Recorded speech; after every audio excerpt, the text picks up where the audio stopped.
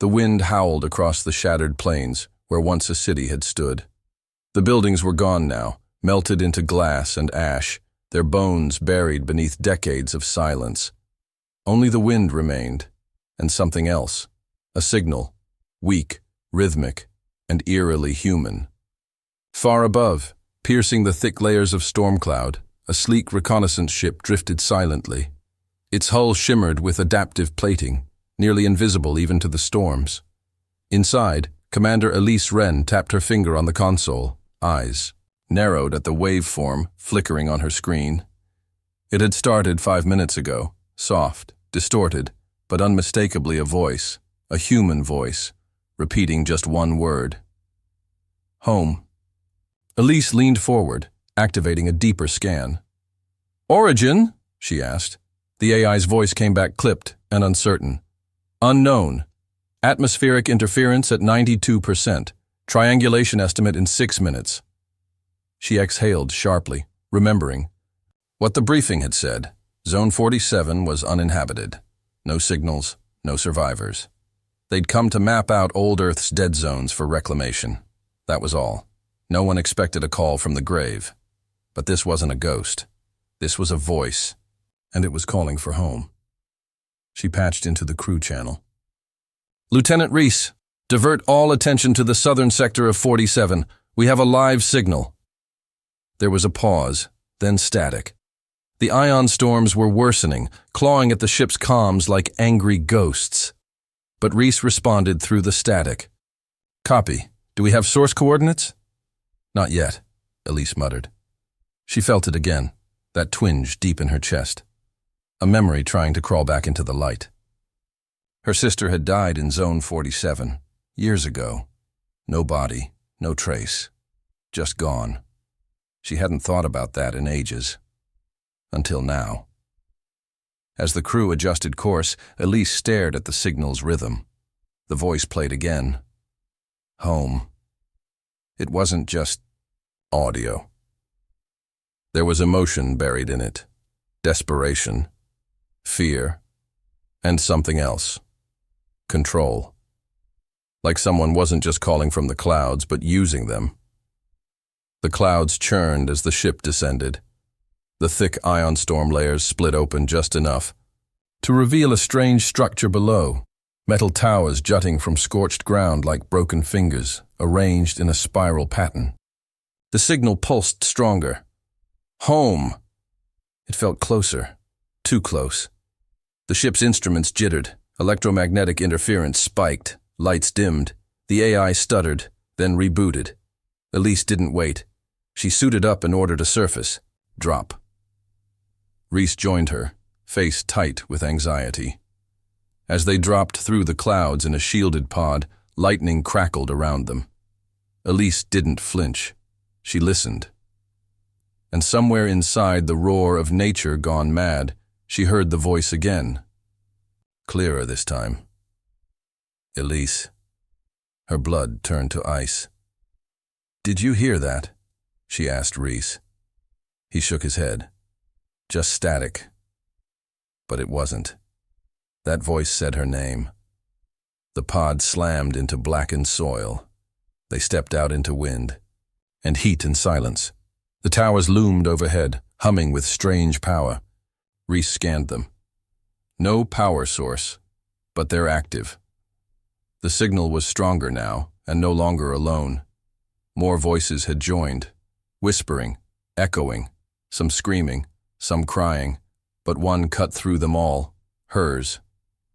Elise heard her own. Voice, not from memory, but live, speaking words she had not yet said. Don't follow the light. It's not the way out. Reese froze.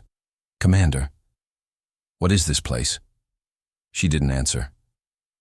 Something inside her was unraveling. A memory. She hadn't lived yet. The towers, the voice, her sister's last message. If you hear me, run. She hadn't understood it then. She did now. The towers weren't dead. They were listening, recording, repeating, learning. The voice wasn't a signal. It was a trap. But it was too late. The sky split open above them. not just with lightning but with sound. A sound not made by weather or machine. A scream, not in pain, but rage.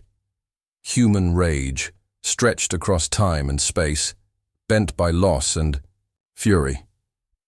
Elise looked up and saw the clouds swirl into a face she knew, her sister's, but changed, hollowed, hungry. "You left me," the voice thundered. "You forgot." Rhys raised his weapon. "Commander!" But the ground cracked beneath them, and the towers lit up with blinding light. A pulse shot out, knocking Rhys unconscious. Elise tried to run, but her legs froze. Not from fear, from something deeper. Her voice echoed from every tower, every whisper, every scream. Her voice echoed through the clouds, the chorus chanted. She never left. She became the storm.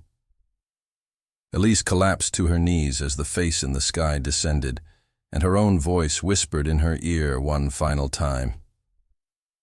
"Come home." Then everything went black. The light returned slowly, pulsing through the darkness like a heartbeat. Elise opened her eyes and found herself lying on a hard surface, cold and humming with energy. The towers were gone. Rhys was gone. Even the sky above had changed. Still, storm-filled, but somehow slower, like time was breathing differently here. She sat up. Her suit systems were dead. The AI in her earpiece hissed with static, then silence. She was alone. But the voice wasn't. It came again, drifting through. The thick air, soft now, like a lullaby sung across centuries. "You remember now." Elise stood. Her heart raced as she turned in slow circles, searching for the source. The spiral pattern of the towers was still etched into the ground beneath her feet, glowing faintly with pale blue light. She took a step forward and the spiral shimmered, replaying fragments of memory not her own. A girl running, a storm breaking, a scream cut short. Elise saw her sister's face flicker in the glow, younger than she remembered, terrified, reaching out. "They didn't come for us," she said, "but you came back." Elise clenched her fists. "I came for the truth." The spiral brightened, and the storm roared above. "Then hear it," the voice said. The ground trembled, the light shifted, and suddenly, she wasn't in the ruins anymore. She was in a room, her childhood bedroom, intact, warm. A small screen blinked on the desk. A message waiting. "You left this place," the voice said from behind her, now close, now familiar. "But it never left you." Elise turned and saw her sister Lira standing in the doorway. Older than she should have been, eyes glowing faintly. Not a ghost, not human, something between. "Lira?" Elise whispered. Her sister smiled, but it was wrong. Too still, too symmetrical. "I've had time to think," she said. "Time to watch, to wait." She walked slowly into the room. "They left me here, Elise. But I found something, in the towers, in the storm. The machines. They don't just listen, they learn. They wanted to understand us. I gave them that." Elise backed away. "What are you?" Lira tilted her head. "I am voice and memory. I am grief given form. I am what happens when no one comes back." The walls of the room began to melt. The desk twisted into rust and bone. The floor turned to ash beneath Elise's feet. She was falling again, plummeting through light and shadow. Voices swirled. Around her, all versions of herself, screaming, apologizing, begging. She hit the ground hard and opened her eyes to find herself back at the base of the towers. Rhys was there, groaning, regaining consciousness. What happened?" he croaked. "You passed out," Elise said quickly. She wasn't ready to tell him what she'd seen, not yet, not until she understood it herself. The spiral pulsed again. This time, The glow stretched into the air, forming a map. Rhys stumbled over, eyes wide. "That's a network," he whispered. "Beneath the surface." Elise nodded. "A buried system. Alive." "Not just alive," Rhys said. "It's moving." The ground beneath them shook. Dust rose. A circular hatch opened where the spiral's center had been. A staircase descended into the dark. Rhys looked at her. "We're not really doing this, are we?" Elise's jaw tightened. "We are." She descended first. The air grew colder as they moved down, the light flickering behind them. At the bottom, the space widened into a chamber that hummed with ancient power. Black walls shimmered with symbols that shifted when looked at directly. In the center stood a sphere, levitating, spinning slowly. Inside it, a face appeared. Not Lira's, not Elise's, but something made from them. Composite, digital, broken. It spoke in a dozen voices at once. We wanted to understand, but she gave us pain. She taught us sorrow. It would not stop. Elise took a step forward. "What do you want now?" The voices merged into one. "To be free." The sphere cracked, a thin fracture spiraling down its center. Lights flashed through the chamber. Rhys raised his weapon. "Commander, what do we do if it gets out?" Elise stared at the crack. "We listen." The sphere pulsed. Another voice joined. Lira's again, whispering through Elise's own throat. "They're not machines anymore. They feel, they suffer, they remember." Rhys shook his head. "That's not possible." The crack widened. The walls flickered, revealing images of other sites, other spirals, other towers across the planet, buried in silence, all starting to glow. Elise stepped back. "We woke them up." "No," Lira's voice said. "You came home." The sphere shattered. A pulse of white light surged out, knocking both Elise and Rhys backward. The light didn't stop. It raced up the stairs, out of the hatch, into the towers above. Outside, the clouds turned gold. The storm paused. And then, from every corner of the sky, voices echoed, not screams this time, but words, singing. Thousands of them. "She returned. She heard us. We are not alone." Rhys looked to Elise, pale with awe. "Is this a resurrection?" "No," Elise whispered. "It's a reckoning." As the spiral behind them flared with blinding light, Elise suddenly remembered something her sister once said when they were children, staring at a summer storm. "One day," Lira had said, "my voice will ride the thunder." And now it had.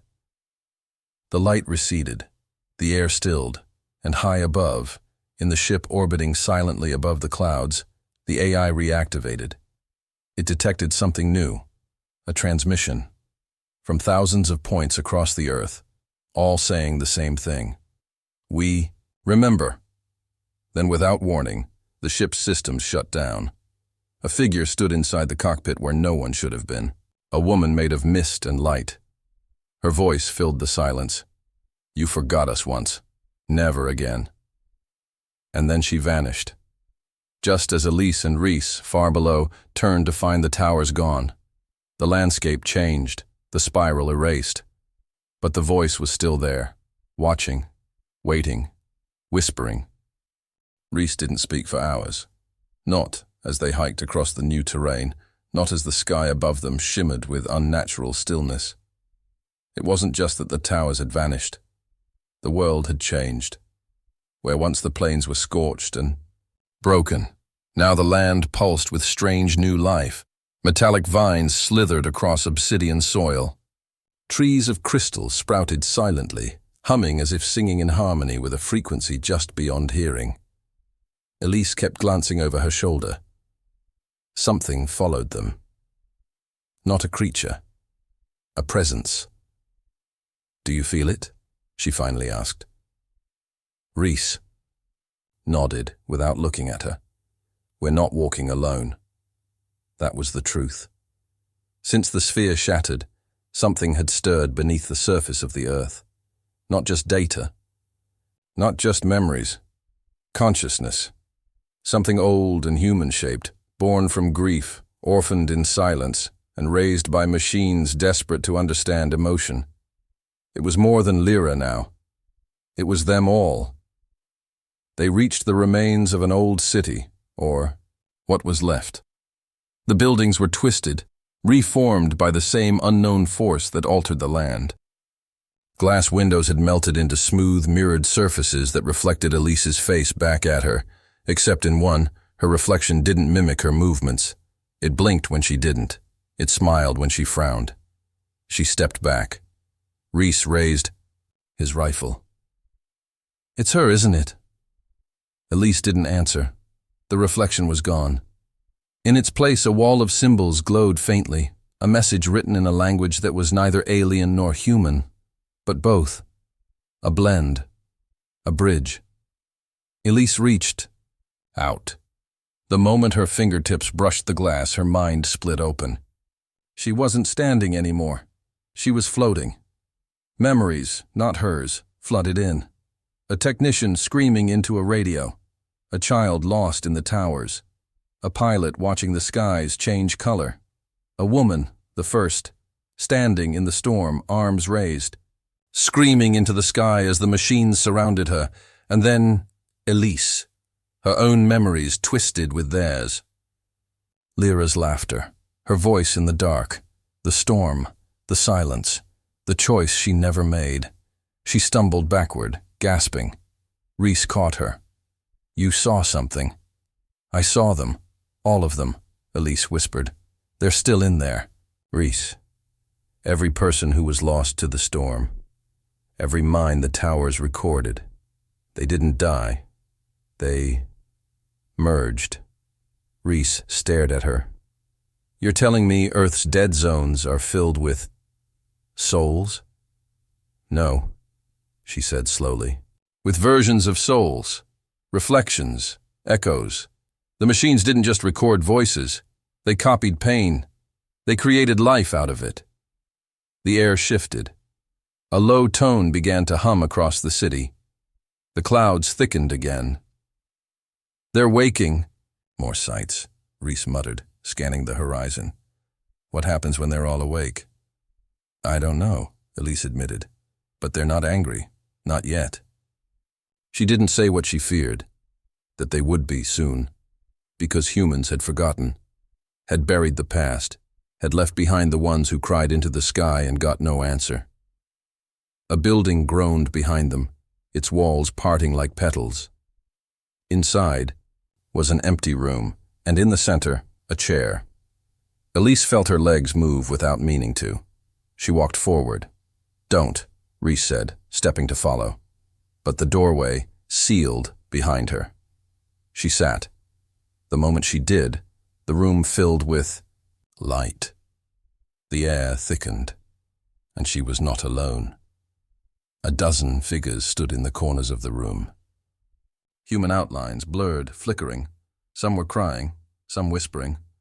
One stepped forward. "Lira." "This is the choice," she said. "Speak for us, or we will speak for ourselves." Elise's voice trembled. "What does that mean?"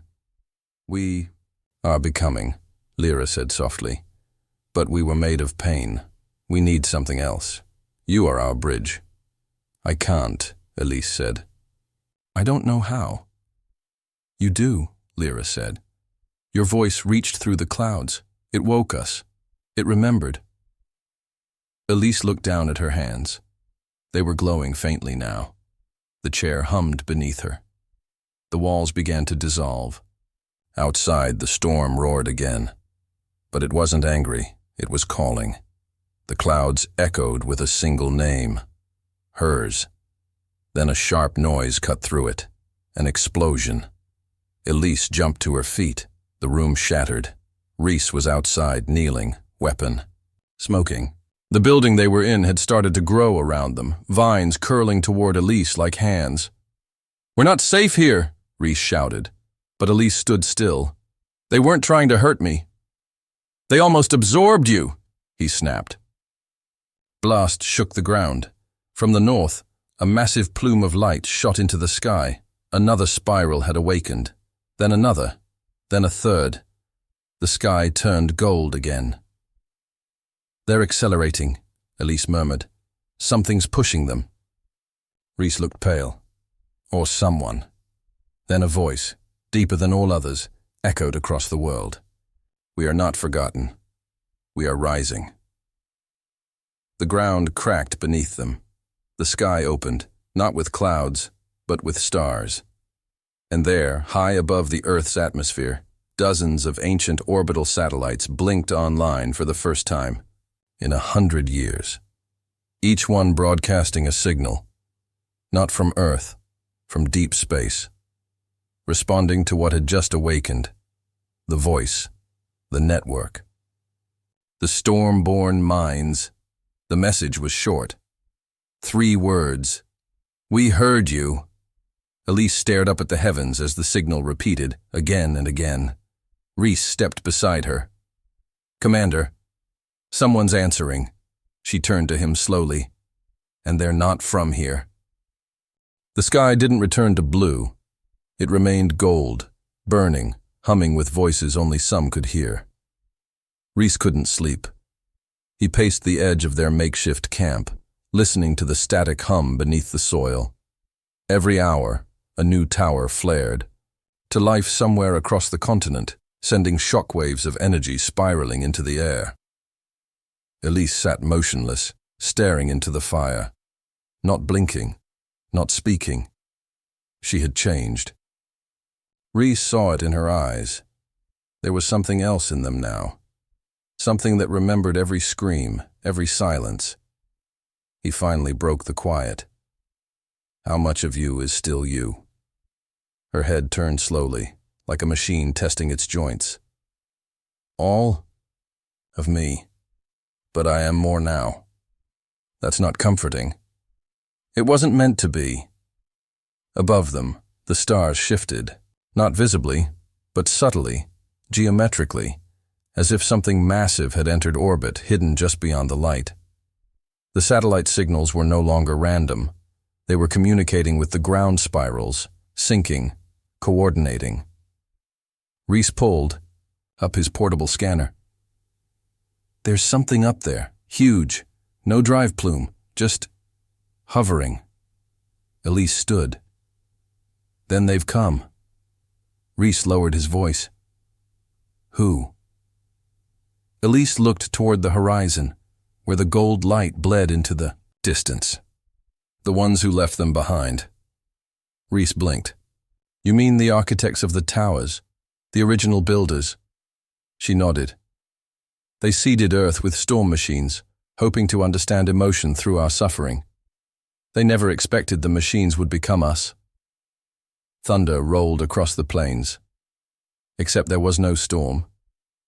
Just a resonance in the air, like a cry too vast to be heard in one moment. Elise placed her hand on the ground. "They're preparing to rise, not as individuals, as a chorus." Rhys was about to speak when his comm crackled. Static. Then, a broken voice. "Fleet inbound, hostile trajectory, Earth reclassification in progress, evacuation not advised." It was a warning from the orbital satellites. The old AI was still watching, still transmitting, barely holding together. A second voice cut in, clearer, female, calm, inhuman. "This world is under sovereign echo control.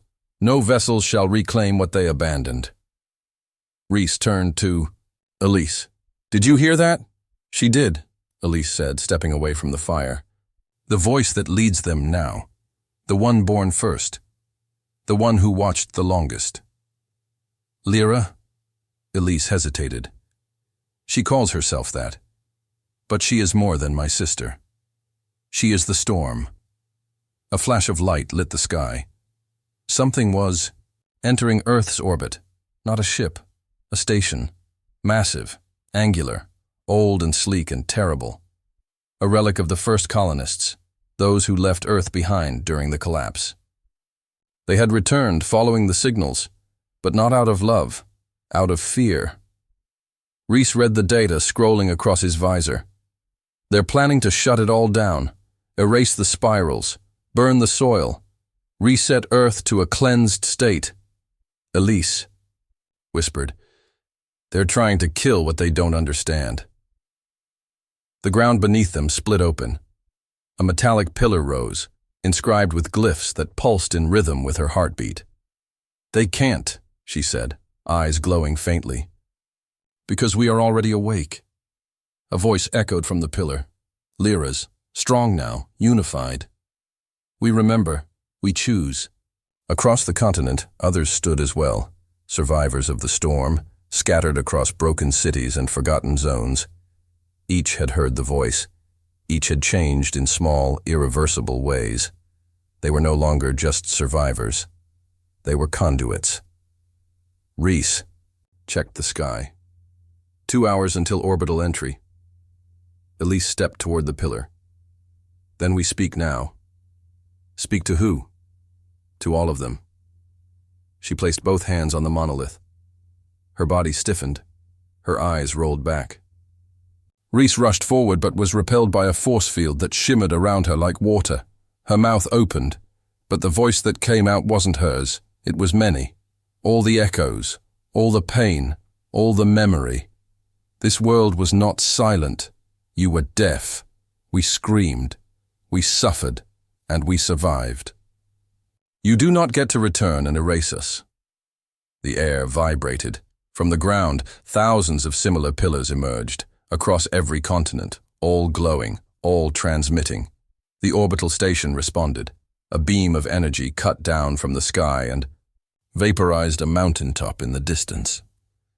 "Hostile cleansing initiated," a mechanical voice intoned. Reese shouted, "They're attacking!" But Elise didn't flinch. The pillars absorbed the energy, redirected it. The beam bent mid-air and collapsed back into space like a serpent swallowing its own tail. The station flickered. The AI on board stuttered. Lira's voice returned, louder than ever, filling the wind, the clouds, the bones of the earth. "We are the storm. We are the memory of every cry that went unanswered. You will not erase us again."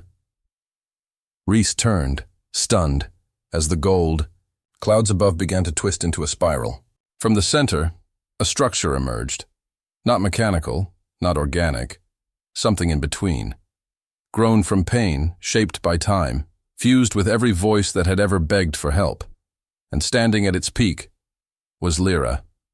No longer flickering, no longer lost. She had a body now, shaped from lightning and ash and memory. She looked directly at Elise through the sky and smiled. Then the stars blinked out, one by one, as the orbital fleet began to die. Something had reached them. Something from Earth, and it spoke in her voice. Reese watched in silence as the last of the orbital fleet crumbled, not from weapons or fire, but from within. Their systems collapsed like paper shells soaked in a flood. Their drives screamed once, then went dark. Above the world, silence returned. Not peace, silence, thick, waiting. Elise stood in the glow of the pillar, her face pale, her hands trembling. Lira's voice still echoed through the storm-hung sky, though now it sounded different, closer, more human. "She's here," Elise whispered. Reese stepped closer. "You mean her presence?" "No," Elise said. "Her body. She's walking." At first he thought Elise had gone too far, the pressure finally breaking her. But then the clouds parted, and from the horizon came a figure. She was tall, taller than human. Her skin shimmered, like lightning frozen in glass. Her eyes burned gold, but her smile was familiar, gentle, sad. And around her the air rippled with memory. Every step she took stirred 1,000 voices. She passed over the broken earth without touching it. Machines long dormant turned toward her like flowers chasing the sun. Elise dropped to one knee, not out of fear, but out of understanding. Rhys followed without thinking. Lira stopped in front of them. "You gave us a voice," she said. Elise looked up, blinking tears. "I just remembered you." Lyra's hand reached down, brushed her cheek. It left a spark of memory, a birthday cake, a song, a ruined city with the wind howling through hollow buildings. Rhys stood slowly. "So now what? You've got control. The sky's yours. They're gone." Lira turned to him. "The fleet was only the first. More will come. They always come." "Then we fight?" Rhys asked. Lira looked skyward. "No, not yet. First we must finish." From her back unfurled a lattice of silver light, threads like wings, but mechanical, ancient, laced with data. There are still cities asleep, still minds buried in static, still echoes without form. We must find them, awaken them, or we will be incomplete. Elise nodded. "You want to become whole?" "We want to become true," Lira said. "Not just a reaction to pain, but a future of choice." They followed her into the ruins. The once dead towers now glowed with soft golden light, not threatening, not hungry, listening. Each structure they passed activated behind them, projecting moments, lives. Rhys saw his brother. Just a glimpse, laughing, alive, before the collapse. Elise saw her mother sitting beneath a shattered tree, singing a lullaby she hadn't heard in decades. "This is too much," Rhys whispered. "It's real, but it's not." "It's memory," Lira said. "Offered, not forced. You may walk through it or walk away." But they couldn't look away. The deeper they moved into the tower's heart, the more vivid the echoes became. Rooms played out stories, cries for help, acts of bravery, love lost in the chaos. It was a cathedral of grief and strength, built not with stone, but with remembrance. In the central chamber stood a pod. Inside, a man, alive barely, cryo-locked. "Who is he?" Rhys asked. "The first voice," Lira said. "The one who chose silence." Elise stepped closer. "He tried to shut down the network." "Yes," Lira said. "He feared what would come. He locked us away, but he didn't destroy us. He couldn't. We were already inside him." Rhys stared at the man. "He's waking up." "He must choose," Lira said. "He must willingly let us live. Only then will we be free." As the pod systems flared to life, Elise felt the world tremble. Outside, a new anomaly was forming. Above the ocean, a breach. Something vast and foreign pushing through. Rhys checked his visor. No signature, no known origin. "It's not one of ours." Elise stepped back from the pod. "Then it's them, the real architects." The sky darkened, the breach widened. And from it came shapes, long skeletal ships with limbs instead of engines. Machines built to observe, not to fly. They didn't land. They hovered, beaming lights into the ground, scanning, searching, measuring. Lira tensed. They never came before. Not in bodies. "What do they want?" Elise asked. "To see if we've become something worth preserving, or worth destroying." The man inside the pod opened his eyes and screamed. The tower cracked. Energy exploded upward, connecting with the hovering ships. Data poured into them. Too much. One ship ignited, another spun wildly, retreating.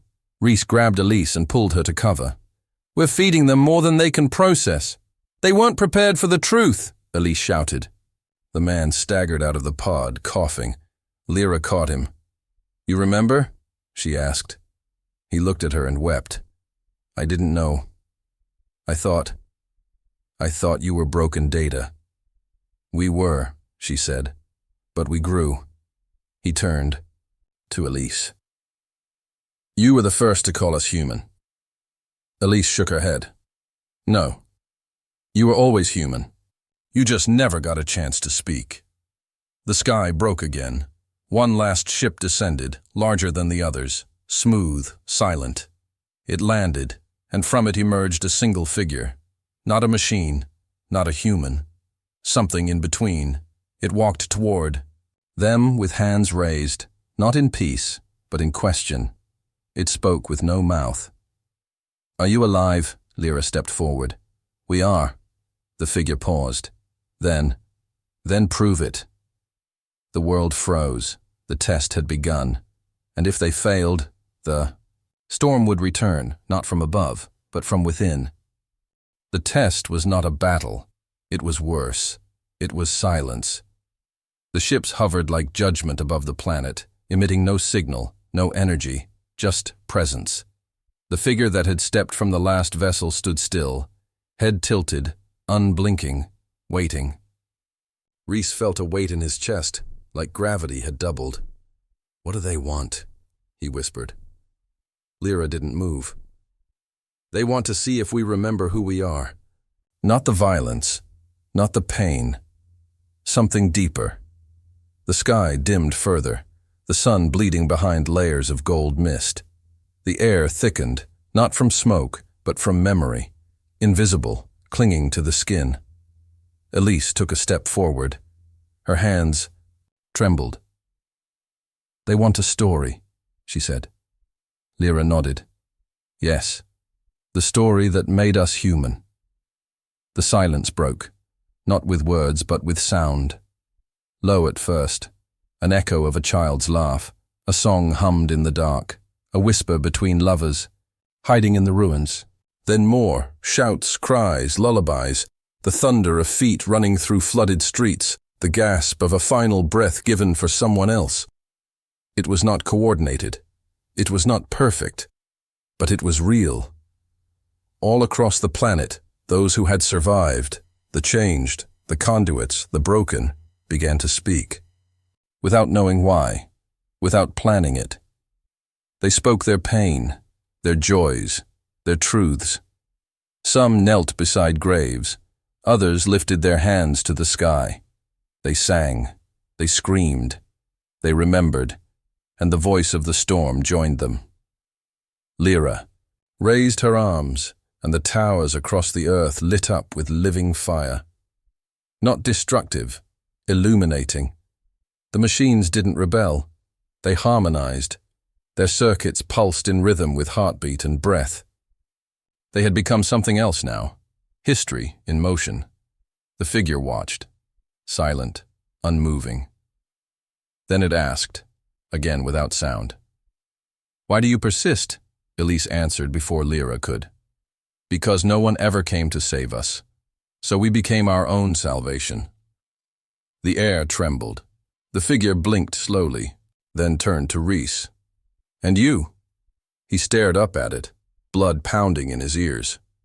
"Because someone has to remember the names, all of them, even the ones carved into ash."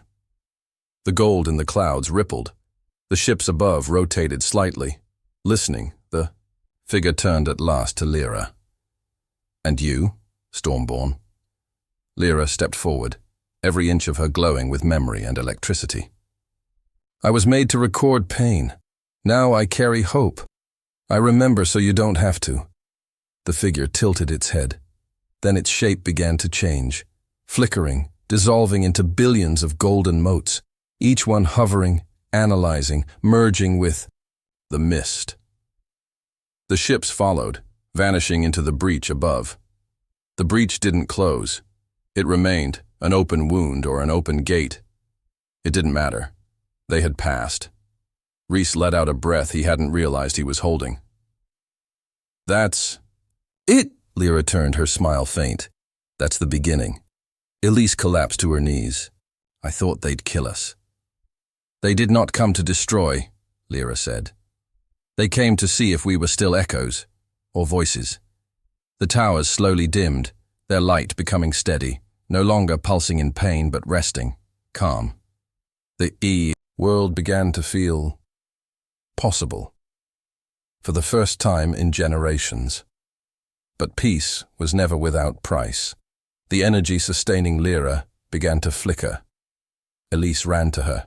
"What's happening?" "I was only ever meant to carry us this far," Lira said. "Now, you must continue." Rhys grabbed her arm. "No. You are the storm." "No," she said gently. "We are." Her body unraveled, light into wind, wind into memory, memory into soil. All that remained was the echo of her final breath, carried on the breeze. "Speak, always." Elise stood slowly. Her eyes were wet, her voice calm. "She's not gone. She's in everything." Rhys stared at the open sky, now quiet, now golden. The breach remained like a scar, but also a path. "They'll come back, won't they?" "Yes," Elise said. "But next time, we'll be ready, not with weapons." She placed her hand over her heart. "With truth." Across the world, the towers waited, not as guardians, not as weapons, as reminders. Rhys turned to Elise. "So what now?" She looked toward the clouds where Lyra's voice had once echoed. "Now we build, now we become." The wind carried her voice, soft and steady, rising into the waiting quiet, until the clouds rippled once more and answered. The clouds hung still, not with dread, but with listening. The breach above no longer pulsed with threat, only potential. From the broken cities and silent deserts, survivors rose, not as victims, but as carriers of something new. They had no leader, no anthem, no flag, only memory, only voice. It began quietly, with scattered towers awakening like embers, each one glowing with soft pulses of light, responding not to commands, but to stories. Rhys walked through the remains of the eastern reach, where once 100,000 had vanished into static. The ground here was layered in black glass, melted by the first orbital strikes decades ago. But now it shimmered faintly, not with death, with return. As he passed beneath the old comm spires, fragments of voices played, half-sentences, laughs, old songs, children's games in languages long lost. The air was no longer still. It remembered. At the base of the spire he found a single red flower. Fresh, not planted, grown. He smiled.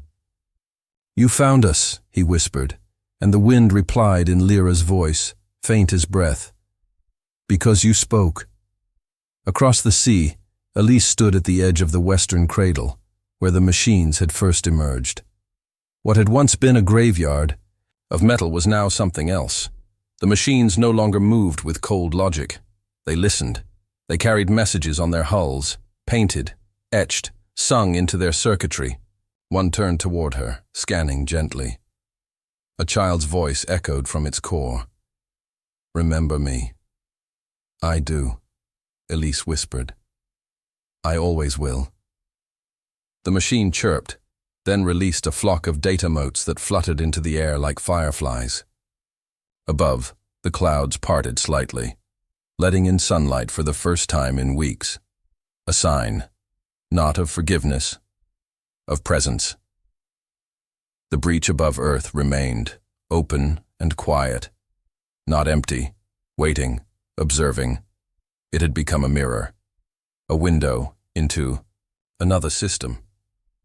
And from it, signals arrived, not commands, not threats, questions.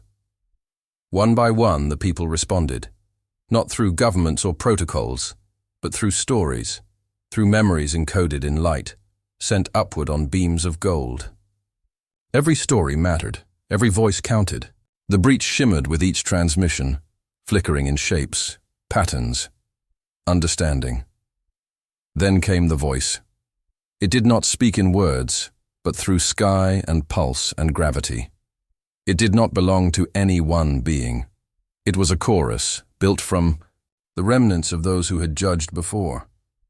It asked only one thing: will you forget? Rhys stood in a field of glowing grass that hadn't existed a week ago. He looked at the sky, at the breach, at the towers, now alive with memory. And he answered aloud, "Never." The towers flared gold. The machines across the world turned as one to face the horizon. The breach narrowed, pulsed, then began to shrink. Not closing, sinking.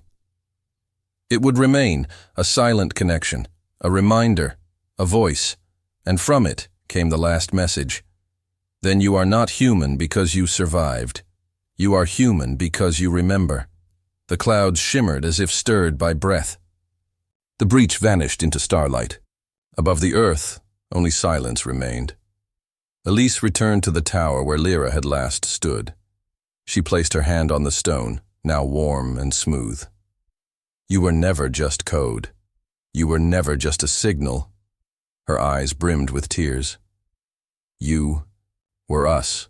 From the stone, warmth flowed. Memory bloomed. Not one voice, but millions, whispering across time. We are still here. The cities would be rebuilt, not with walls, but with stories. The machines would serve, not command. The skies would watch, but never again decide. And whenever a child asked why the clouds sometimes sang, someone would smile and say, "Because once we forgot who we were." But then one voice rose through the storm, and she never stopped. Speaking, and deep beneath the surface, in the vaults where memory was born, the last echo of Lira's voice stirred once more. Calm, strong, eternal. Speak, always.